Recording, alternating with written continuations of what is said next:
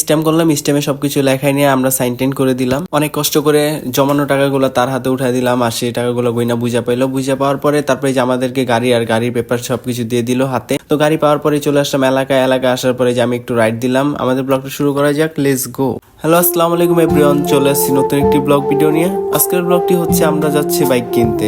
আমি আর আমার একটা ফ্রেন্ড আর একটা বড় ভাই যাবে। তো বাইক হচ্ছে প্রত্যেকটা ছেলের ইমোশন, সবাই সবসময় কিনতে পারে না কারণ টাকা পয়সা থাকে না। আর বাইক একটা এমন একটা জিনিস সবাই সাপোর্ট করে না, ফ্যামিলির কাছে বললো কিনে দিতে চায় না। তো যাই হোক, আমি আর আমার ফ্রেন্ড মিলে চলে আসলাম এক বড় ভাইয়ের কাছে। তো বড় ভাই, আমি আর আমার ফ্রেন্ড মিলে যাব বাইক কেনার জন্য। আমার তো অনেক এক্সাইটমেন্ট কাজ করতে। যদি মেয়েদের ওয়া থেকে স্বর্ণ, ছেলেদের এসে বাইক অবশ্যই, ঠিক আছে।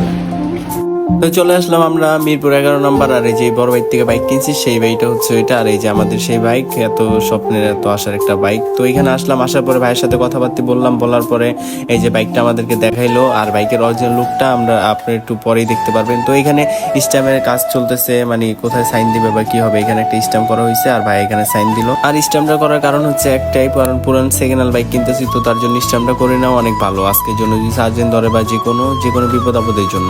তো যাই হোক, করা শেষ হলো। এই যে এখন আমি টাকা দিব, টাকা দেওয়ার পালা। তো ভাইয়ের হাতে যে এখনই আমার অনেক কষ্টের অনেক পরিশ্রমের টাকাগুলো তার হাতে তুলে দিব। তো ভাই এখন টাকাগুলো গুনবে। প্রায় এখানে অনেকগুলো টাকা আছে, অনেকদিন ধরে জমানোর টাকা, মানে কি বলবো, পরিশ্রম করছে অনেক কষ্ট করে টাকাগুলো জমানো, বাসার থেকে ফ্যামিলির থেকে নেওয়া, ইভেন জব করা বা যেটাই করি অনেকখান থেকে কালেক্ট করে অনেকগুলো টাকা একত্র করছি, করার পরে বাইরে দিলাম।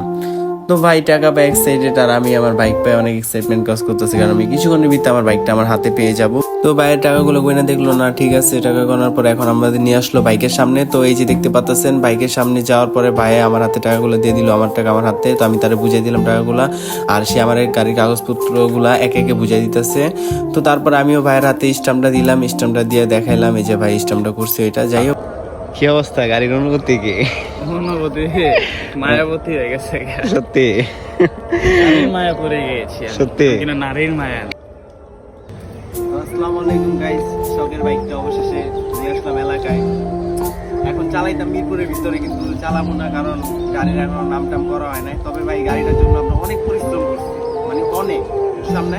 এই তো পরিশ্রমের শেষে গাড়িটা অবশ্যই পেয়ে গেছি। এটা আমার ইমোশন, মানে এটা প্রত্যেকটা ছেলের ইমোশন। হয়তো বা যে যেরকম বাইক নিতে পারে যার সামর্থ্য অনুযায়ী, কারণ আমি এই বাইকটা পারছি, তো এই বাইকটা নিতে অবশেষে ফাইনালি ডান। ফাইনালি এখন খালি বন্ধু একে একে ভাই ব্রাদার গুলো আইলো, আয়া বাইকটা দেখলো, দেখে বললো না বা আমার বাইকটা ভালোই হয়েছে। তো যাই হোক, আমি এখন একটা রাইড দিবো। আমি তো বাইক চালাইতে পারি না, তারপরে প্রথমে একটা রাইড দিলাম, মাশাআল্লাহ অনেক সুন্দর চালাইলাম। অবশ্যই আপনারা বলবেন কেমন চালাইছি। আমি কিন্তু চালাইতে পারি না, তারপর অনেক চেষ্টা করার পরে এই যে পারলাম। এটা আমার